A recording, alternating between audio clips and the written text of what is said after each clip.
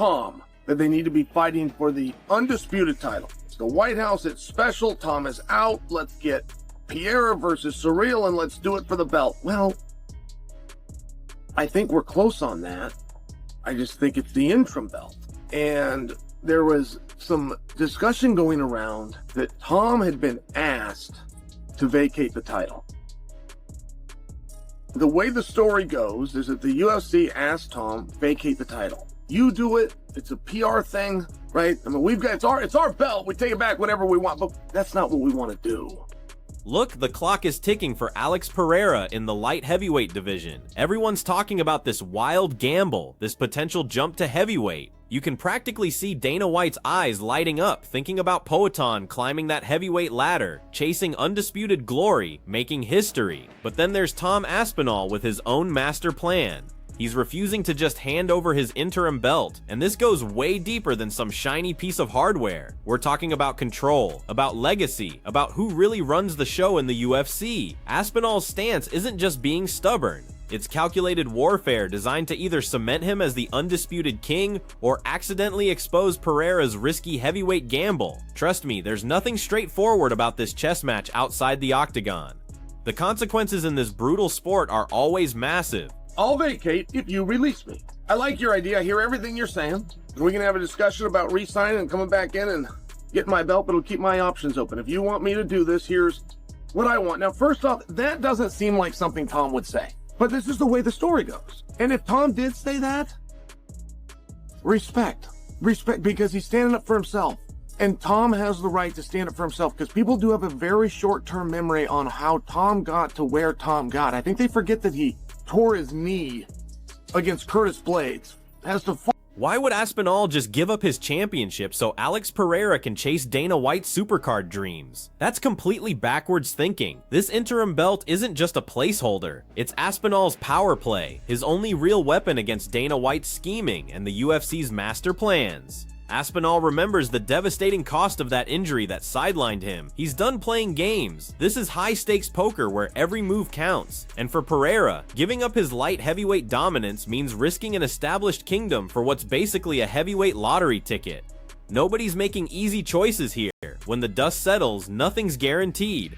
The first. Got his confidence back, got his momentum back, started to build some steam. I mean, all the stuff he did. He's on a trajectory. He agrees to John Jones. He doesn't hold anybody up for money. He doesn't hold anybody up for time. I mean, he's doing anything that he can do. And frankly, he did everything right. He was a massive team player. He was a massive star. I think you might forget how he captured the interim title in the first place. I think that you might forget about the fight against Sergey Pavlich, where Tom was in England. They put this thing together so fast that Tom's wife couldn't even come and join him. And this is a moment, Madison Square Garden, this is a moment for the family, for the sacrifice of the family. Right now, Pereira's heavyweight chase, especially targeting that White House card, looks like it's all about legacy building and filling Dana White's bank account. But Tom Aspinall's fight IQ is razor sharp, cutting through any narrative, making him the perfect wrench in what everyone expects to be a smooth Poatan story. Pereira's struggle isn't just about those brutal light heavyweight cuts anymore. This has become psychological warfare, led by an interim champion like Aspinall, who isn't just asking questions, he's demanding answers. Pereira needs to drop that title to move up, but Aspinall through his relentless pressure just won't make it easy. So what's this intense standoff going to do to Poatan Pereira's legendary status? That question matters more than anything. Interesting thing. Now, I know that Tom wants to box, and that's where you can overplay your hand. There is no boxing out there for Tom. There's no boxing out there for any of them. And boxing also is not what they think. It is not just this huge payday, and it's none of these things that they think that it is. And you do have those outlier stories. You do have a McGregor versus Mayweather, but McGregor versus Mayweather didn't happen because McGregor stood up to the UFC. McGregor versus Mayweather happened and was a success because the greatest carnival barker of all time. Let me ask you something crucial. Do you really think Alex Poatan Pereira wants to walk away from that light heavyweight belt he fought tooth and nail to capture? Absolutely not. This isn't some simple choice for him. It's about the cold, hard reality of a true champion getting swept up in Dana White's grand vision for the sport. That potential heavyweight move, especially tied to a White House supercard, is the kind of career-defining gamble that doesn't just change trajectories, it rewrites legacies forever, and Aspinall won't just let him walk up without an absolutely vicious fight. All that talk about boxing, those public call-outs, honestly, that's just noise, pure distraction. He understands the real game better than anybody. His interim heavyweight title has become a powerful bargaining chip in this complex power struggle. Pereira moving up isn't just a weight change, it's possibly running from the psychological warfare Aspinall brings, the kind of strategic monster who doesn't just want your belt, he wants to break you down, expose you. So think about it carefully. Does Pereira gamble his light heavyweight dominance, chasing what might be a mirage, or is he walking straight into disaster? We're willing to take a gamble on it. I mean, I'm only sharing for you. They're now partners with the UFC. That opportunity's not there. And I don't want to rain on Tom at all. I'm just sharing, if you can box and you can do MMA, it's the same commissions, it's the same process, just by example. And the opportunity would be in MMA. There is no world title opportunity in boxing. There's also no big paycheck in boxing. This is fiction. But Tom would have those options open, and if that's important to him. Look, Pereira's camp understands the brutal reality. These light heavyweight cuts he's been enduring, they're destroying him, wearing him down, abandoning his light heavyweight throne for a heavyweight leap, specifically for a White House megacard payday. That's more than career advancement, it's strategic retreat from constant punishment, a calculated gamble to escape an extremely dangerous threat in his current division. But here's what the UFC executives can't ignore. You can't just abandon a division cleanly, especially not with Tom Aspinall lurking. Tom isn't just another name in the rankings. He's a legitimate nightmare matchup for anybody. A problem so big, so obvious, that even Dana White, with all his promotional genius, can't just brush him aside. Tom knows his leverage, understands his position perfectly. The current situation makes Pereira's escape plan neither clean nor simple. Do you really think Pereira wants to face Aspinall's explosive power and relentless pace after already punishing his body to make 205 pounds? This isn't just about collecting belts, it's about legacy, about having the strategic wisdom to avoid a potentially career-ending loss, and ultimately about understanding who really controls the power in this unforgiving sport.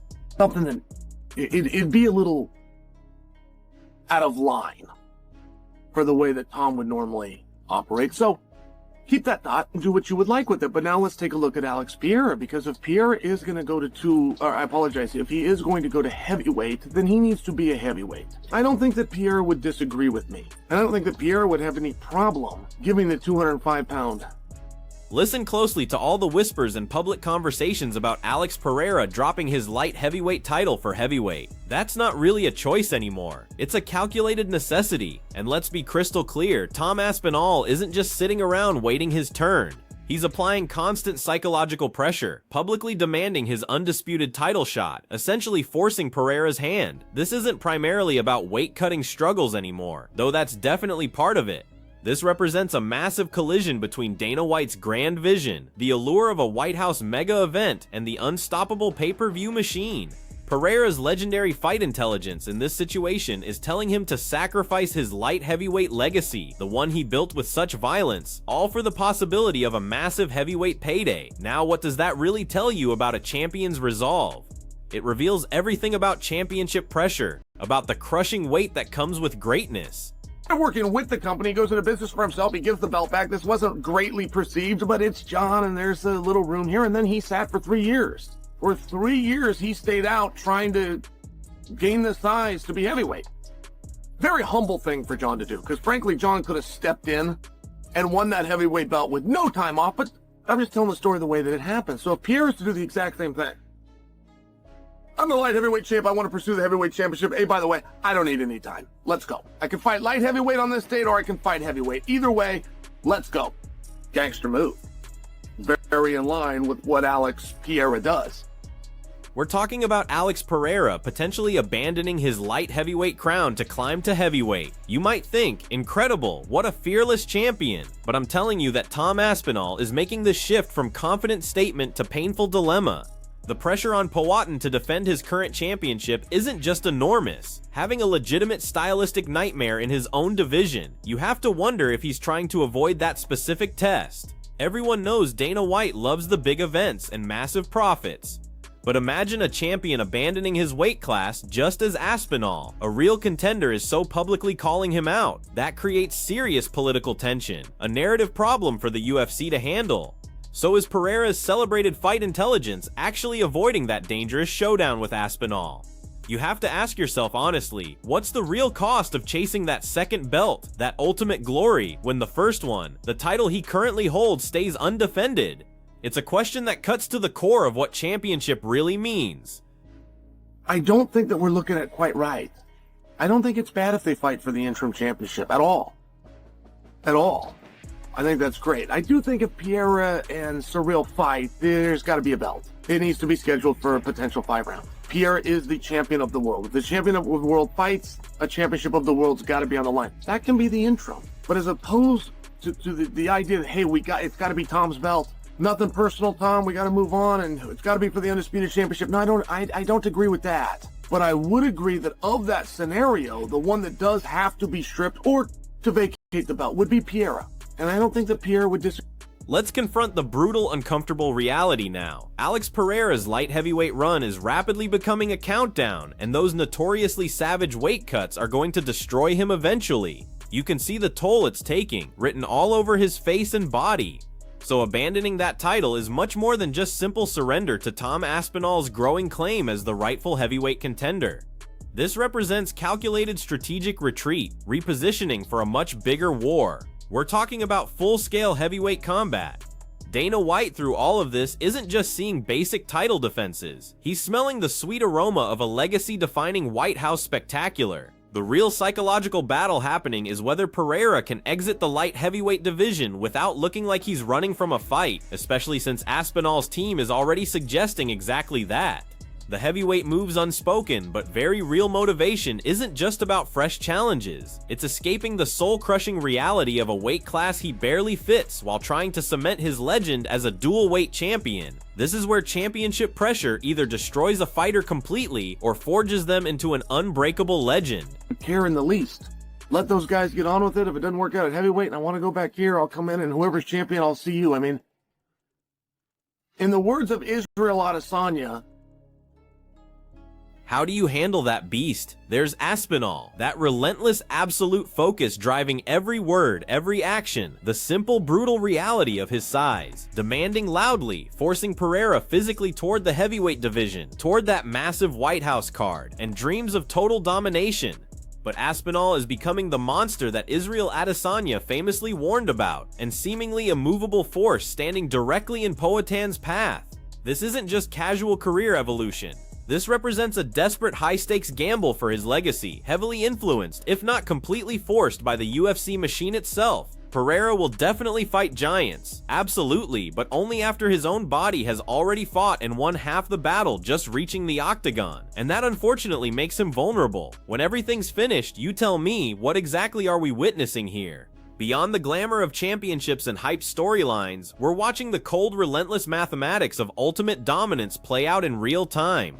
Tom Aspinall isn't just fighting for a title, he's forcing the entire heavyweight landscape, and even the UFC, to bend to his unbreakable will. His presence alone creates psychological pressure, constantly pushing a giant like Pereira toward making impossible life-changing decisions, ultimately exposing the thin, almost invisible line between an athlete's legacy, their burning ambition, and the cold, unchangeable reality of their physical limitations. This isn't just about who hits harder, it's about the fight intelligence required to navigate your own brutal truth. It's about knowing exactly when to make a strategic retreat, when to bet everything on one final roll, and when no matter what to face the monster head on.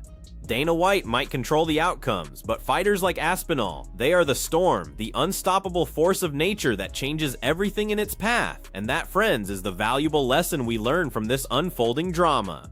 In life, just like in combat, there will always be an Aspinall demanding your absolute best, exposing your limitations and forcing your hand. The critical question then becomes this: will you crumble under that immense pressure, or will you embrace it, harness its power,